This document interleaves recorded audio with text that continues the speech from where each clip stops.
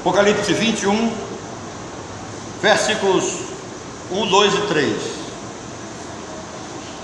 Vi novo céu e nova terra, pois o primeiro céu e a primeira terra passaram, e o mar já não existe. Vi também a cidade santa, a nova Jerusalém, que descia do céu, da parte de Deus, ataviada como noiva, adornada para o seu esposo.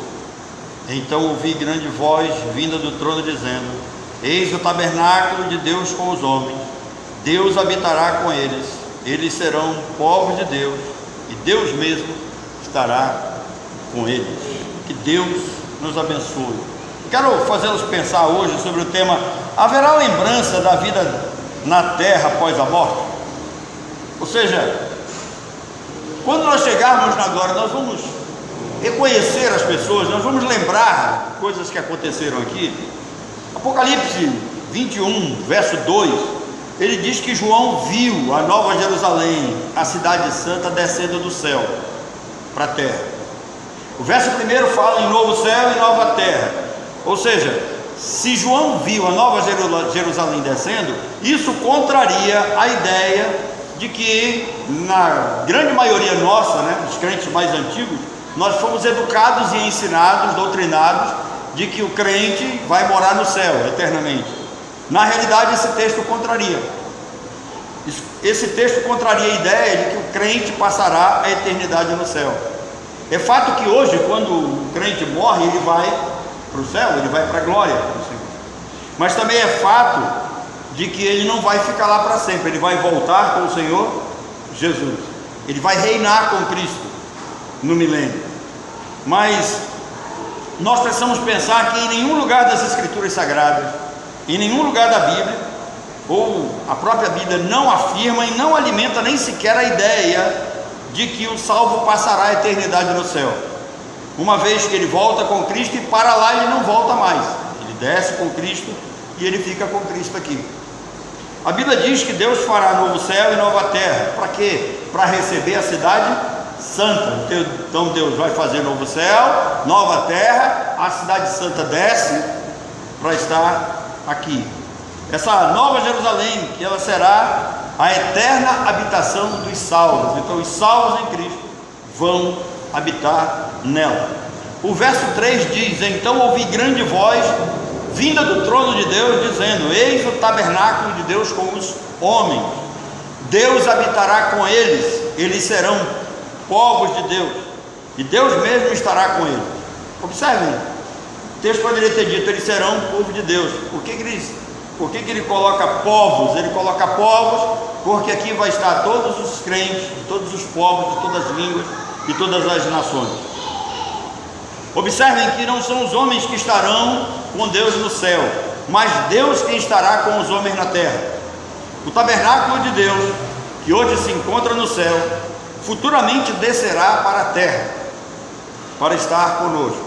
Em Mateus, no capítulo 5, no verso 5, Jesus diz: Bem-aventurados são os mansos, porque herdarão a terra. Eles não herdarão o céu, eles herdarão a terra. Jesus disse que a herança dos justos será habitar a terra e não o céu. Salmo 37, versículo 29 diz: Os justos herdarão a terra e nela habitarão para sempre. Notem que os textos de Mateus e Salmo, eles não se referem ao milênio. Não estamos falando aqui do milênio. A Bíblia não diz que os justificados herdarão a terra por 1000 anos e depois esses justificados, esses crentes, voltam para o céu. Não diz isso. A Bíblia diz que os crentes herdarão a terra para sempre. Está claro que esta é uma afirmação pós-milenar. Isso vai acontecer depois do milênio. Partindo desse ponto, surgem várias perguntas que mexem com a nossa curiosidade. Uma vez que nós sabemos agora que a nova Jerusalém vai descer e nós vamos habitar aqui, Deus vai criar novo céu, nova terra. O livro do Apocalipse diz que tudo vai se fazer novo, mas surgem algumas perguntas. Como será a nossa vida na nova Jerusalém? Uma vez que a nova Jerusalém é uma cidade, certamente deve ter algum tipo de atividade lá. Como será o nosso corpo glorificado? A Bíblia dá pistas. Se nós receberemos um corpo semelhante ao de Cristo. Observem que um dia os discípulos estavam reunidos e portas fechadas, e Jesus atravessa a parede e aparece no meio deles. Então receberemos um corpo semelhante a esse. E a nossa consciência, ela estará ativa com toda certeza. Nós vamos reconhecer parentes e amigos na vida futura. Todos nós temos curiosidades quanto à vida futura, quanto à nossa vida na Nova Jerusalém. Mas a pergunta é: vamos nos reconhecer lá? O problema é que, influenciados por filmes, novelas, livros, até por líderes religiosos, nós somos levados a crer que a morte, ela põe um fim à nossa existência na terra. Agora, é bom entender que ela põe um fim à nossa existência corpórea. Salomão diz que o corpo volta ao pó e o espírito volta a Deus. Isso significa que esse espírito é eterno. Isso significa que o espírito continua vivo e ativo. Então, para começar uma nova vida no céu, nós não precisamos esquecer dos fatos aqui da terra. Tem gente que pensa que vai haver uma espécie de apagão na nossa mente, tudo vai começar do zero e que nós não vamos lembrar de absolutamente nada. Mas é bom lembrarmos o seguinte: a alma, que é o mesmo espírito, né? A alma não dorme, a alma não morre, a alma esquece, mas ela não morre e ela não dorme.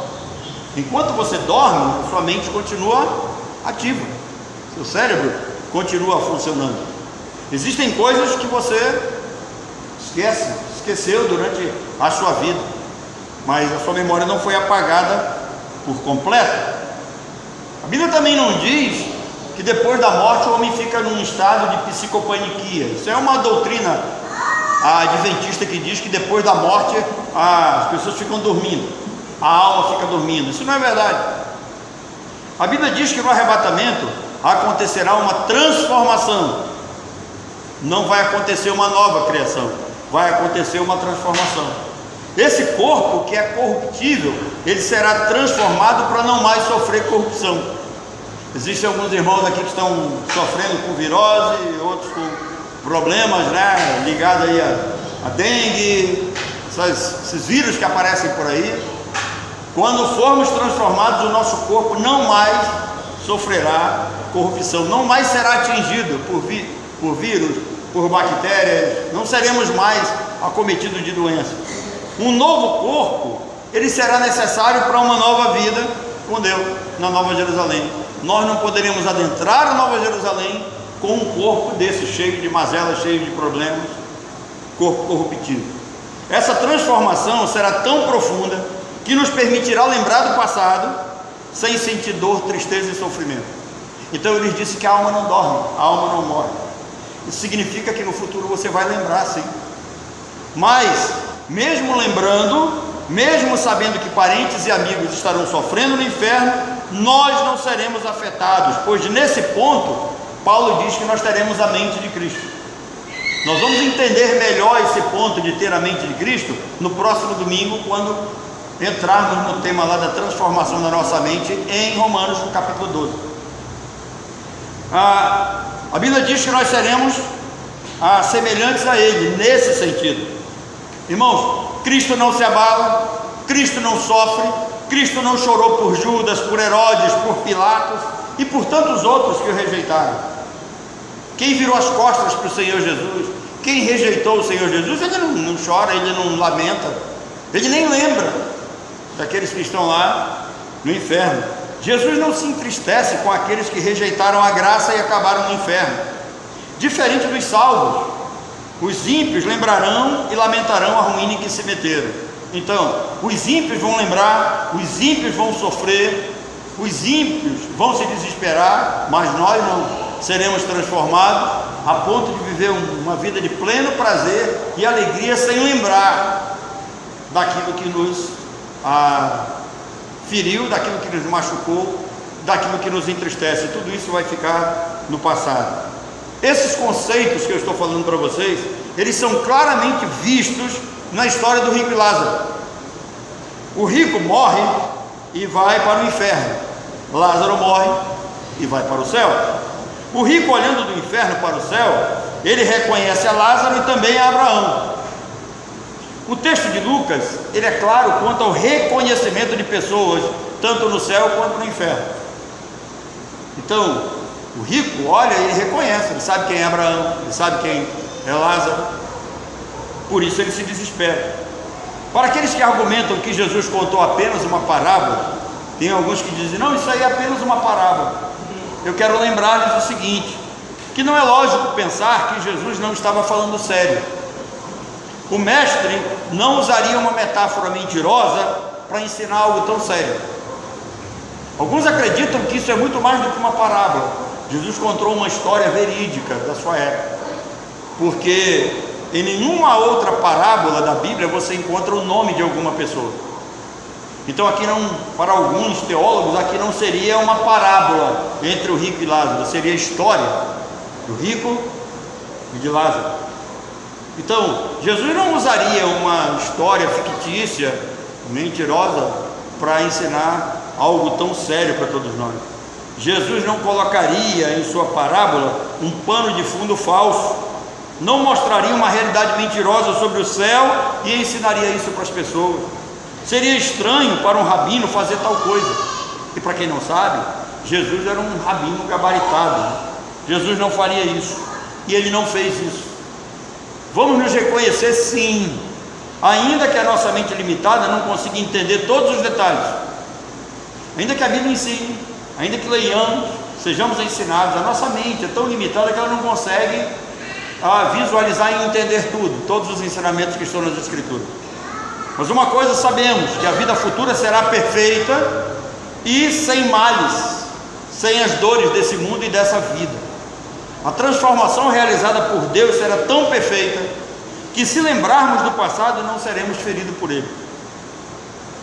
Nossa mente terá uma maneira mais racional de ver as coisas, de aceitar as coisas, de entender as coisas. Nós vamos poder olhar as coisas de forma mais justa e mais santa e poder entender todas as coisas, já que receberemos a mente de Cristo. A vida na glória, na Nova Jerusalém, ela será uma continuidade da vida na terra.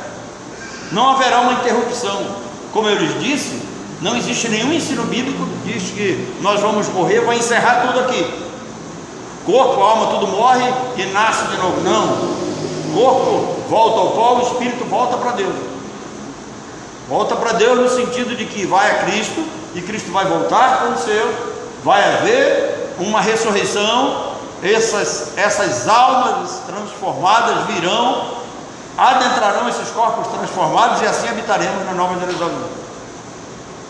Fica difícil entender, porque nós somos puramente materialistas, nós ainda não temos um conhecimento pleno da vida espiritual, mas a Bíblia traz essas nuances para nós.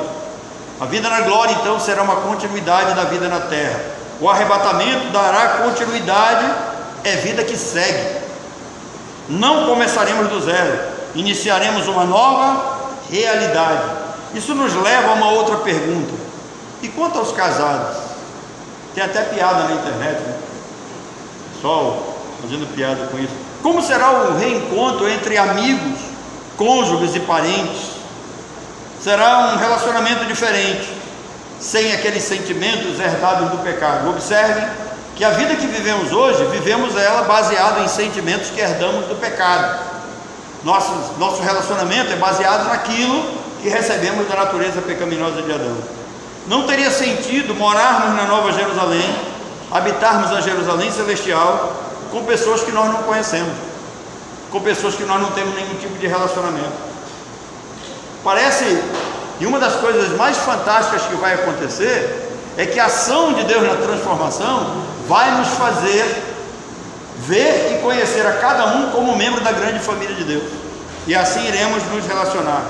Paulo diz aos Coríntios que aqui nós temos um conhecimento limitado. Vocês lembram disso? Isso está lá em 1 Coríntios, no capítulo 13, aquele célebre texto do amor, quando ele diz que aqui nós conhecemos em parte nós profetizamos, mas na glória será tudo perfeito. Irmãos, essa expressão de Paulo ela é interessante. porque, segundo os historiadores, Paulo deve ter morado em Corinto em torno de 1 ano e meio, ou até mais que isso para alguns. E quando Paulo escreve esse texto de 1 Coríntios 13, estou abrindo um parênteses aqui, esse texto ele é assim muito estimado por alguns, porque Paulo cita um amor perfeitamente, um amor perfeito, para ser vivido perfeitamente, isso muito difícil para ser vivido por nós, seres humanos. Então eu penso que Paulo está visualizando muito mais do que a vida na terra, ele está visualizando um amor perfeito para ser vivido na glória. E ao escrever 1 Coríntios 13, Paulo estava em Corinto olhando para o templo da deusa Afrodite, que era a deusa do amor dos gregos. Muita gente não sabe disso, pensa que Paulo escreveu aleatoriamente. Não, Paulo está em Corinto, ele está na parte de baixo, o templo da Afrodite ficava em cima de um morro, ele está olhando para lá, certamente vendo o movimento que estava acontecendo no templo da deusa do amor, e aí ele escreve, inspirado pelo Espírito Santo, 1 Coríntios 13. Então a Bíblia mostra a diferença do amor terreno para o amor glorioso. O amor na glória não será afetado pelas obras da carne, será um amor vivido com alegria, com paz, com longanimidade, com bondade, será um amor fiel, será um amor com domínio próprio.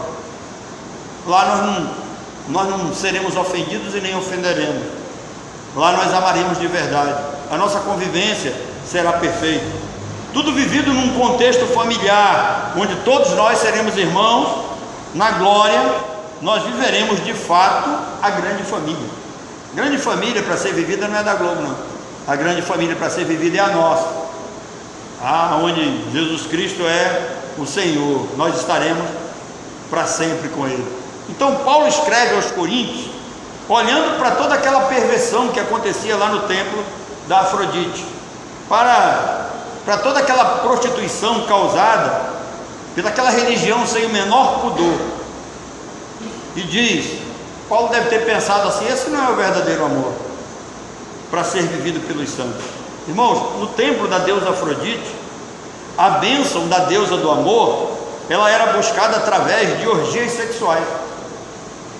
Então havia prostitutas e prostitutos lá de plantão, e as pessoas que queriam receber a bênção do amor verdadeiro, da felicidade total no amor, iam até o templo da deusa Afrodite e se prostituíam, tanto homens com mulheres e mulheres com homens, e essa prostituição era paga, e isto era revertido, era cobrado, eles tinham que pagar por isso.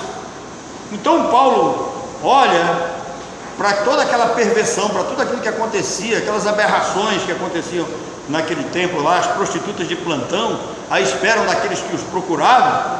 Paulo vê que aquela aberração não poderia de maneira nenhuma retratar o amor que Deus tem para que seja vivido pelos seus filhos.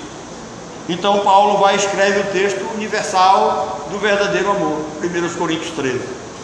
Então, de posse disso, vamos colocar um acabamento aqui na nossa reflexão. Vamos começar a concluir pensando em algumas coisas. Nós vamos nos reconhecer na Nova Jerusalém? Sim, vamos. Deus colocou a eternidade em nossos corações. Eclesiastes diz isso.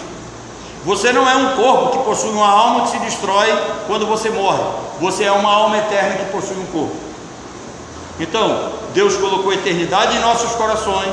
Ao morrermos, a nossa alma continua viva e ativa. Assim como Cristo subiu aos céus com um corpo glorificado, também receberemos um corpo glorificado. Assim como Jesus, nós receberemos um corpo novo, capaz de ter uma vida normal na glória. Lá nós tocaremos e seremos tocados, lá conversaremos, conviveremos com outras pessoas, lá nós teremos atividades normais de uma cidade, nós não sabemos como será, mas se é uma cidade teremos atividades normais, e lá vai ter uma coisa muito prazerosa, que lá nós também vamos nos alimentar.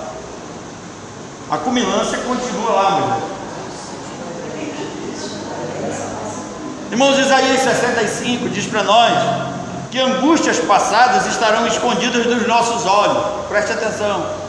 Isaías diz, 65, que as angústias passadas, ou seja, tudo que sofremos aqui de angústia, de tristeza, estarão escondidas dos nossos olhos. O novo corpo nos permitirá saber lidar com o passado sem sofrimento, sem dor e sem ressentimento. Na vida futura haverá plenitude de alegria e felicidade. Lá viveremos em plena comunhão com Deus e com todos os filhos de Deus, uma grande família. Um privilégio que só os crentes que convivem com a sã doutrina viverão.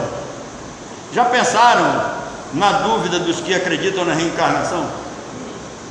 Enquanto eu estava preparando essa reflexão, eu estava lembrando de uma doutrina espírita ligada à reencarnação, de que há uma interrogação grande no meio dos espíritas, né? Como é que eles vão reencontrar um cônjuge, um parente ou um amigo, se ao desencarnarem, esse cônjuge, esse parente, esse amigo estiver encarnado numa outra pessoa? Então nunca vão se encontrar. Na realidade, isso é uma ideia que não tem sentido bíblico, não faz sentido essa ideia espírita. Não há uma explicação plausível para isso, crível. Então a Bíblia não fala de reencarnação, a Bíblia fala de ressurreição. Você vai ressuscitar, vai receber um corpo novo, mas a sua alma vai ser a mesma. Você vai receber um novo nome, você vai lembrar de tudo que acontecia aqui. Você vai lembrar do nome que você tinha. Você vai lembrar até do seu apelido, que era baixinho. 1 João 3 diz que nós seremos semelhantes a Cristo, e na Nova Jerusalém nós veremos como Ele é. Ou seja, assim como recebemos corpos terrenos de Adão, nós vamos receber corpos espirituais igual o de Cristo. Na ressurreição, nós receberemos um novo corpo semelhante ao do segundo Adão, porque o primeiro Adão ele é terreno, mas o segundo Adão ele é celestial.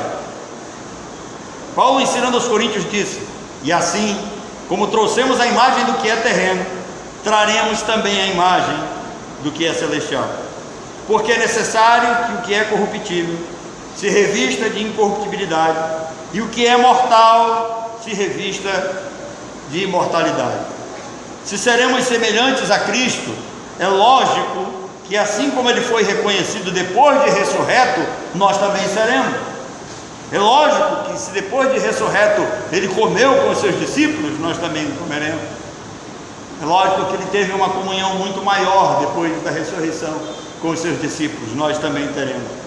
Reconhecer quem amamos e queremos bem na vida futura será sensacional, principalmente porque reencontrarmos os membros da nossa igreja lá,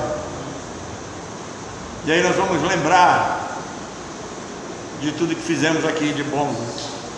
Esse será um aspecto glorioso da nossa vida eterna na glória. Lá trataremos mais sobre Deus do que sobre nós mesmos.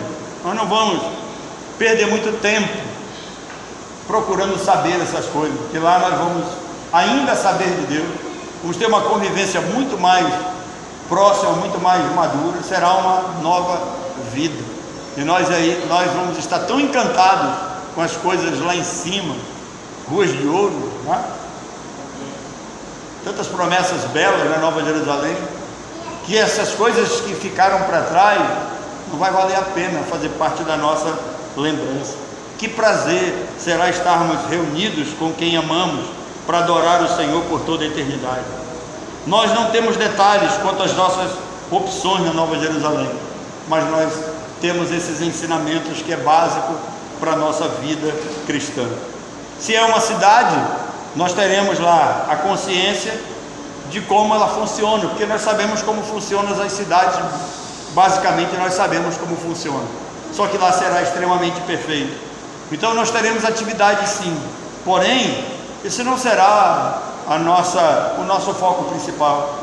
Na vida futura nós teremos pouca importância, porque estaremos ocupados em adorar a Deus e desfrutar as maravilhas que a Nova Jerusalém vai nos apresentar.